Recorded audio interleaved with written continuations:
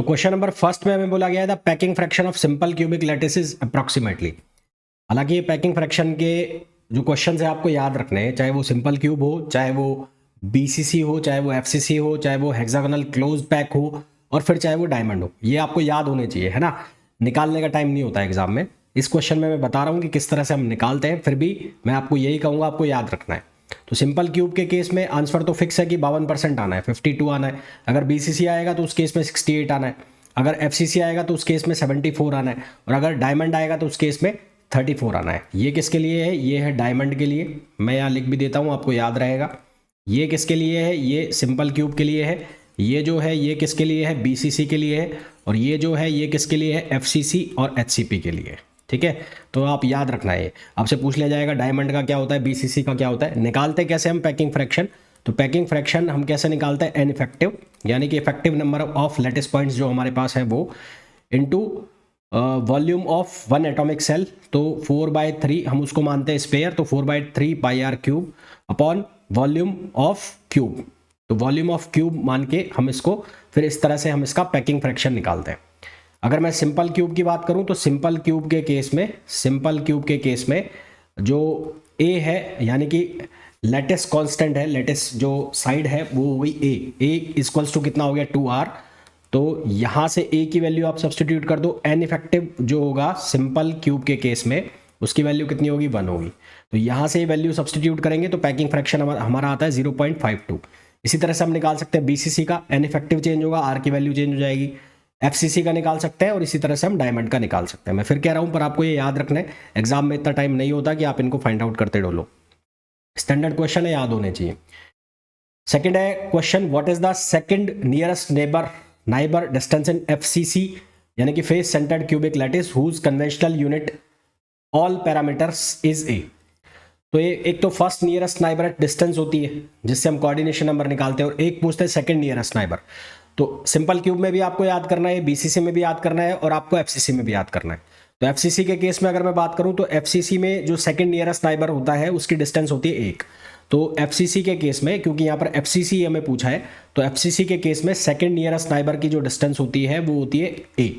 तो second FCC के case में second nearest neighbour distance, second nearest neighbour distance, second nearest neighbour distance ये कितनी होती है? ए होती है। तो सही आंसर हमारे पास कितना आ जाएगा? ए आ जाएगा। नेक्स्ट क्वेश्चन पे आ जाओ। नेक्स्ट क्वेश्चन में बोला है for NaCl crystal the cell edge is 0.542 nanometre, the smallest angle at which Bragg reflection can occur corresponding to a set of planes. तो NaCl जो होता है वो होता है FCC स्ट्रक्चर। NaCl जो है वो किस तरह का क्रिस्टल है? FCC क्रिस्टल है। तो NaCl की अगर मैं बात करूं, ये ऑब्जेक्टिव क्वेश्चन भी बन सकता है, याद रखना। NaCl जो है ये FCC क्रिस्टल होता है, FCC क्रिस्टल। और FCC क्रिस्टल के अंदर जो ब्रैग रिफ्लेक्शंस दिखेगा वो अनमिक्स्ड प्लेन पर दिखेगा, है ना। सो ब्रैग रिफ्लेक्शन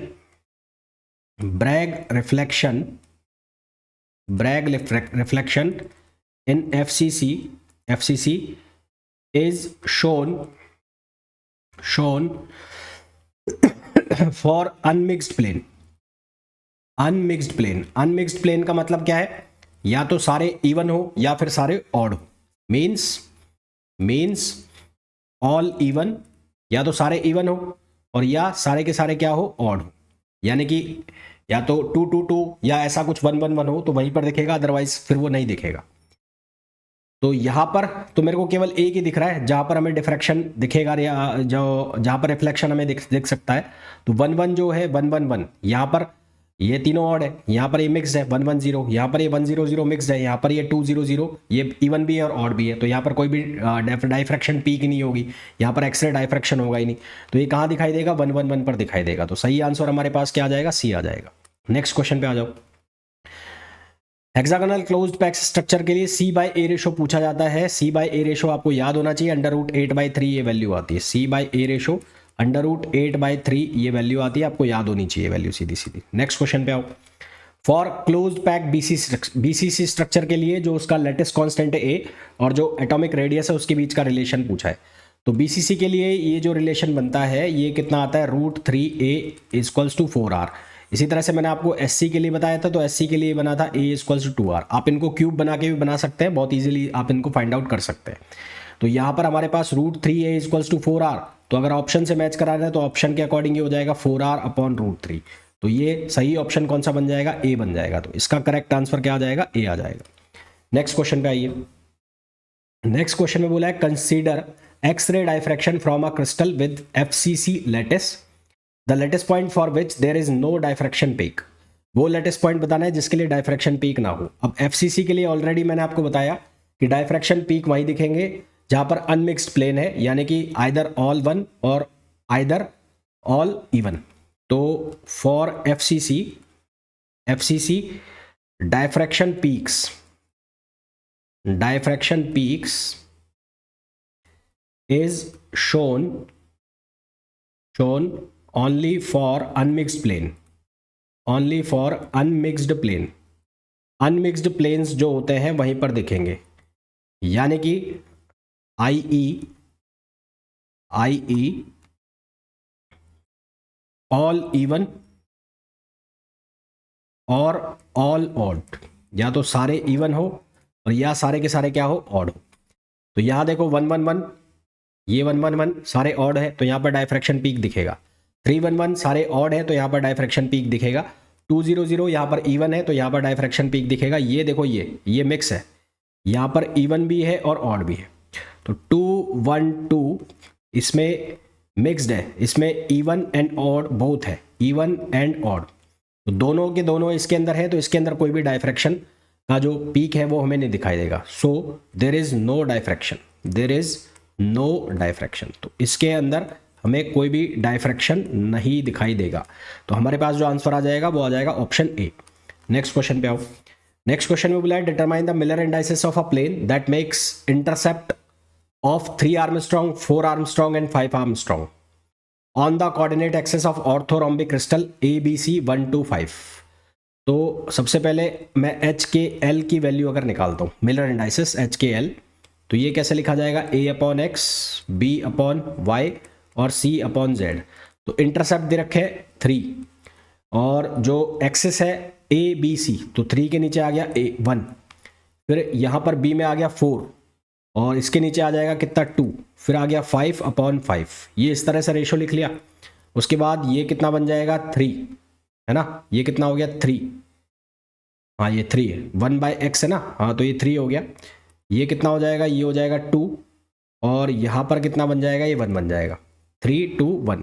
इसका करना होता है मैं रेसिप्रोकल, इसका रेसिप्रोकल करेंगे तो ये बन जाएगा 1/3, ये बन जाएगा 1/2 और ये बन जाएगा 1। अब इसका फ्रैक्शन क्लियर करना है। फ्रैक्शन क्लियर करने के लिए इसको 6 से मैंने मल्टीप्लाई करा दिया, 6 से मल्टीप्लाई करा दिया तो ये बन जाएगा 2, ये बन जाएगा 3 और ये बन जाएगा 6। तो आंसर आ जाएगा हमारे पास 2 3 6। यहाँ पर इस स्टेप के बाद ये स्टेप के बाद ये जो स्टेप आया है ये रेसिप्रोकल है, रेसिप्रोकल, क्योंकि जब हम मिलर इंडाइसिस निकालते हैं तो हम रेसिप्रोकल कर देते हैं, जो भी हमारे पास HKL बन रहा है उसका हम रेसिप्रोकल करते हैं। तो रेसिप्रोकल करने के बाद उसका फ्रैक्शन हम क्लियर करते हैं, तो हमारे पास आंसर आ जाएगा 2 3 और 6, जो कि ऑप्शन है बी। नेक्स्ट क्वेश्चन पे आओ। नेक्स्ट क्वेश्चन में बोला है find the Miller indices of a plane that makes intercept ABC axis equal to 4 6 4 in a tetragonal crystal. Tetragonal crystal है तो टेट्रागोनल क्रिस्टल के लिए टेट्रागोनल, तो टेट्रागोनल क्रिस्टल के लिए क्या कंडीशन होती है कि A equals to B, A और B बराबर है पर ये दोनों C के बराबर नहीं है। तो हमें गिवन है C/A इक्वल्स टू 2, C/A का जो रेशो है वो 2 है, तो A इक्वल्स टू हो गया 0.5C, ठीक है। तो इसका मतलब B कितना हो जाएगा 0.5C, B की वैल्यू भी कितनी हो जाएगी 0.5C। अब मेरे को निकालना है HKL, तो HKL किसके बराबर हो जाएगा, A/X, B/Y और C/Z। तो A की वैल्यू कितनी है 0.5C, तो इसको मैंने लिख दिया 0.5C। X नहीं, A की वैल्यू कितनी है 4 है, A की वैल्यू कितनी है 4 है, तो हम क्या लिखेंगे A/X, है ना। तो ये ABC intercept ABC axis equal to 4 6 and 4, हाँ, एक मिनट उल्टा लिख दिया मैंने। x अपॉन ए, इसको ऐसे लिखना है x अपॉन ए, और ये कितना हो जाएगा, that make intercept A B C axis equal to 4, 6 and 4 Armstrong in a tetragonal crystal that makes intercept on A B C axis equal to A B C axis, A B C axis equal to, अच्छा axis की value हमें दे दी, x Y Z की value दे दी, ठीक है, axis की value दे दी। तो ये हमारे पास कितना हो गया, A अपॉन 4, ये हो गया B अपॉन 6, और ये हो गया हमारे पास C अपॉन कितना 4। अब A की वैल्यू हमारे पास कितनी है, 0.5 C अपॉन 4, ये कितना हो गया, ये भी हो गया 0.5 C अपॉन 6, और ये हो गया C अपॉन 4। तो यहाँ से C हर जगह से क्या हो जाएगा, कैंसिल आउट हो जाएगा, C कैंसिल आउट हो जाएगा, तो ये हो जाएगा कितना, ये हो जाएगा 5/40, ये हो जाएगा कितना 5/60, और ये कितना हो जाएगा 1/4, ठीक है, ये कितना हो जाएगा 1/4। अब इसको हमें सिंप्लीफाई करना है, इसको सिंप्लीफाई करोगे तो आंसर कितना आ जाएगा 3/6, है ना। इसका रेसिप्रोकल करना है, रेसिप्रोकल करने के बाद फ्रैक्शन क्लियर करना है, आंसर आ जाएगा 3/6 विच इज ऑप्शन सी। तो सही आंसर हमारे पास क्या आ जाएगा, सी आ जाएगा। नेक्स्ट क्वेश्चन पे आइए। The location of CS plus and Cl minus ion inside the unit cell of CaCl crystal is shown in the figure Bravais lattice of CaCl। तो CaCl दिखने में जो है ये ऐसा लगता है BCC जैसा, जब हम इसको देखते हैं तो ये BCC जैसा दिखता है, पर एक्चुअल में ये कैसा होता है, सिंपल क्यूबिक होता है। तो आंसर तो आएगा इसका सिंपल क्यूबिक। निकालते कैसे है, इसके लिए इफेक्टिव नंबर ऑफ एटम्स यदि आप निकालोगे या लेटेस्ट पॉइंट निकालोगे तो 1/8 इंटू 8, 1/8 इंटू 8, ये तो कौन हो जाएंगे, क्लोरीन हो जाएंगे, क्लोरीन। और एक बैठा है सेंटर में कौन बैठा है, CS प्लस बैठा है, तो एक Cl माइनस हो गया, एक Cl माइनस हो गया, और एक हो गया CS प्लस। तो ये दोनों कंबाइंड होकर क्या बना देते हैं, ये बना देते हैं 1 CsCl माइनस यूनिट, यानी कि एक मिलकर एक यूनिट बना दी इन्होंने, तो ये सिंपल क्यूबिक स्ट्रक्चर बनता है। दिखने में ऐसा लग रहा है कि ये BCC है, पर एग्जैक्टली ये क्या होता है, सिंपल क्यूब होता है, CsCl। नेक्स्ट क्वेश्चन पे आइए, कोऑर्डिनेशन नंबर ऑफ BCC। तो BCC के जो कोऑर्डिनेशन नंबर होते हैं कितने होते हैं, 8। भाई BCC स्ट्रक्चर जो है वो आप इस तरह से बनाते हो, BCC जो है वो इस तरह से बनाते हैं हम, BCC जो स्ट्रक्चर है वो हम कुछ इस तरह से बनाते हैं।